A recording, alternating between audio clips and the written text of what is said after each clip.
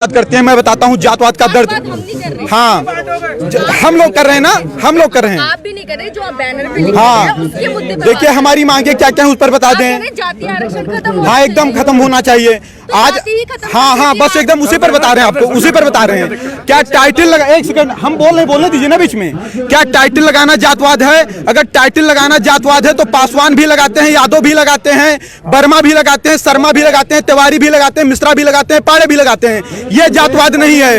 आज एक तरफ हमारा अगर निमंत्रण होता है, भोजन करने के लिए जाते हैं बफर सिस्टम में, भोजन किसने बनाया क्या पूछते हैं, हमारे बगल में किसने रोटी उठाई क्या पूछते हैं, हम साथ में भोजन करते हैं, किसी की जात नहीं पूछते। हम एक कॉलेज में जब एक मिनट ध्यान से, जब हम कॉलेज में एडमिशन लेते हैं और किसी भी बच्चे से मित्रता करते हैं तो उसकी जात नहीं पूछते।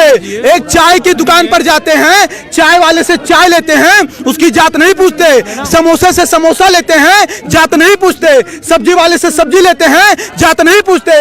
लेकिन जब हम सरकारी काउंटर पर फार्म भरने जाते हैं तो हमारी जात पूछी जाती है। हम पाड़े हैं तो 500 देंगे और हम पासवान है तो 50 रुपया देंगे, फिर चाहे पापा देंगे, फिर चाहे पासवान रामविलास पासवान का लड़का हो और फिर पांडे चाहे मनरेगा में काम करने वाले का लड़का हो। जातवाद कौन कर रहा है?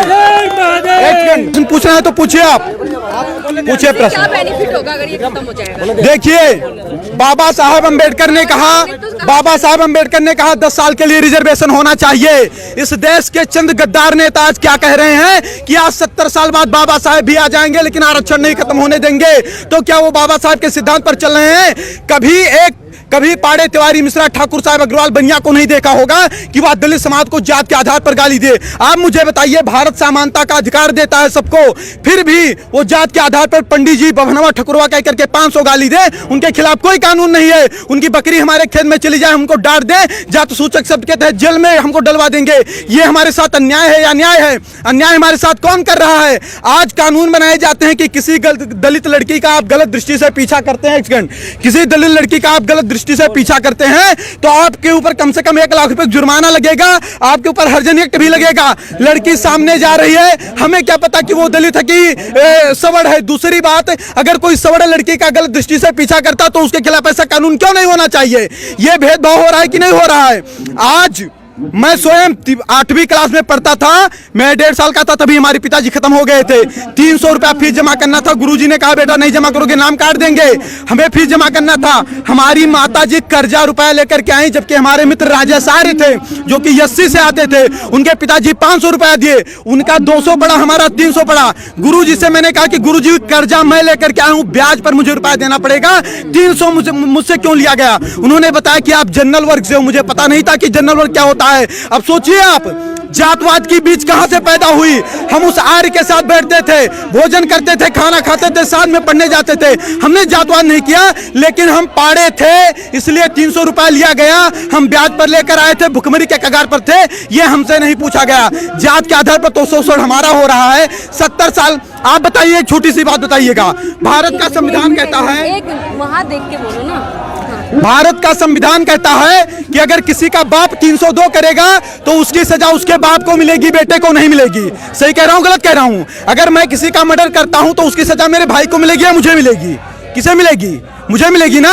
तो सोचिए, 1947 के पहले जो शोषण हुआ, ना शोषण करने वाले जिंदा हैं और जिनका शोषण हुआ ना वो जिंदा हैं। फिर उसका बदला 1999, 92 और 95 में पैदा होने वाले बच्चे से क्यों लिया जा रहा है?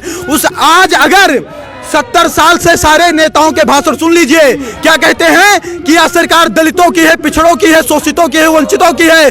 फिर भी 70 साल से दलित दलित है, शोषित शोषित है, वंचित वंचित है। तो इसका जिम्मेदार सरकार है कि सवर्ण है? इसका जिम्मेदार संविधान है कि सवर्ण है? सवर्ण के ऊपर कैसे आरोप लगाया जा सकता है?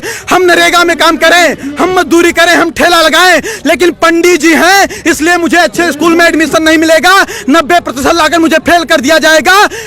क्या मुझे इस देश में न्याय नहीं मिलना चाहिए? और अगर न्याय देने की क्षमता इस देश की सरकारें नहीं रखती हैं तो खुल करके कह दें कि आप इस देश के नागरिक नहीं हो, हमारे मताधिकार भी छीन लें। फिर क्यों कह रहे हैं, हमारे वोट क्यों ले रहे हैं वो लोग? SC/ST एक्ट का 10 महीने जेल है। अब आप क्या मांग रख रहे हैं? अगर इन मांगों को नहीं माना जाए, हमारी मांग ये है कि देखिए, एक समय था, एक कालखंड था जब जातवादिता रही होगी। आज जातवादिता नहीं है। यहाँ जितने लोग आए, मैंने किसी की जात नहीं पूछी, सबसे हाथ मिलाया, नमस्ते प्रणाम किया। आज कोई ऐसा नहीं करता। अंतर्जातीय विवाह भी हो रहे हैं। अंतर्जातीय विवाह, आपको पता होगा कि भारत का संविधान कहता है कि 18 साल की लड़की हो जाएगी तो स्वेच्छा से शादी करने के लिए वह निर्णय ले सकती है कि नहीं है? तो अब शादी अंतरजातीय करना है कि जातीय करना है, वो लड़कियों के ऊपर निर्भर है। बाप उस पर दबाव नहीं बना सकता है, उस पर आप हम पर भी प्रेशर नहीं बना सकती हैं। और आपको बता दूं, अगर अंतरजातीय शादी करने से जातवाद खत्म होता तो अम्बेडकर की वाइफ भी ब्राह्मण थी, वो क्यों नहीं ब्राह्मण हो गए अम्बेडकर जी? वो दलित के दलित क्यों रह गए? रामविलास पासवान ब्राह्मण क्यों नहीं हो गए? वो दलित के दलित क्यों हैं? ये चंद लोग मलाई काट रहे हैं। आज गांव का गरीब दलित गोबर और मिट्टी में पड़ा है और दलित का मुद्दा उठाने वाले लोग मर्सिडीज से चल रहे हैं। उसके बाद उनका शोषण वो करते हैं। 22.5% दलितों का रिजर्वेशन, क्या उसमें कोई सवर जा सकता है? नहीं जा सकता। उसका लाभ कौन ले रहा है? दलित ही तो ले रहा है। अगर कहीं पर आरक्षित सीट आती है तो वहां चुनाव कौन लड़ेगा? दलित ही तो लड़ेगा, सवर तो लड़ नहीं पाएगा। फिर उनका अधिकार कौन खा रहा है? 56,000 करोड़ अनुसूचित जात के लिए और 39,000 करोड़ अनुसूचित जनजात के लिए ये जात के आधार पर बजट है। अगर जात के आधार पर ये बजट आए तो उन्हीं के जात के लोग खाए कि हम लोग खा लिए? फिर आरोप हमारे ऊपर कैसे लगाया जा रहा है कि हम उनका शोषण कर रहे हैं? ठीक है, और कोई बात हो तो बताइए। हम ये बताना चाहते हैं, देखिए हमारी सरकार से, देखिए हम इस देश के नागरिक हैं। हमने कभी तोड़ फोड़ नहीं किया, हमने कभी किसी का विरोध नहीं किया।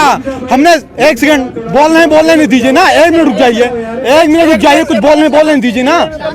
हमने कभी सरकार के खिलाफ आवाज नहीं उठाई, हमने कभी तोड़ फोड़ नहीं किया, हमने बस नहीं जलाए, हमने ट्रेन नहीं फूकी। हमारी मांग हमेशा शांति से रही है। बाप दादा देश के लिए, धर्म के लिए लड़ते लड़ते मर गए, उनके बच्चे आज सिस्टम से लड़ करके मर रहे हैं। 2 लाख ब्राह्मणों के जनेऊ तोड़वा दिए गए, गर्दनें कटवा दी गई। 12-12 साल के राजपूत बच्चे, उनकी माएं तिलक लगा करके युद्ध क्षेत्र में भेज देती थी, तब हमारा धर्म बचा। हम देश और धर्म के लिए लड़ते लड़ते मर गए, हमारे बाप दादा मर गए, आज हम सिस्टम से लड़कर मर रहे हैं। क्या इसीलिए लड़कर मरे थे?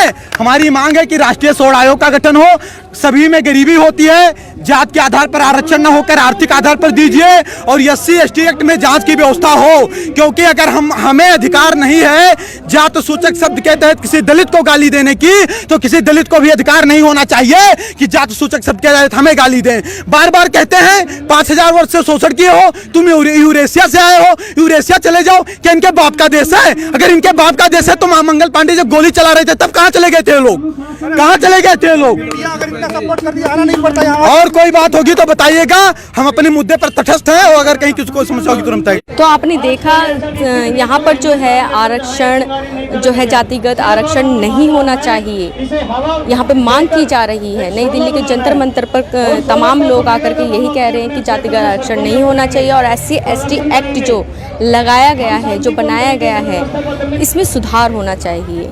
क्यों है कि इन सब चीज़ों को जो है सरकार इस पे सुनवाई करे, इस पे संज्ञान ले, जो ये मांग रहे हैं। और जेठेरी जी जो है रामलीला मैदान में, उनका आमरण अनशन चलता रहेगा। जो इनकी मांगे हैं वह पूरी होनी चाहिए। इन्हीं मांगों के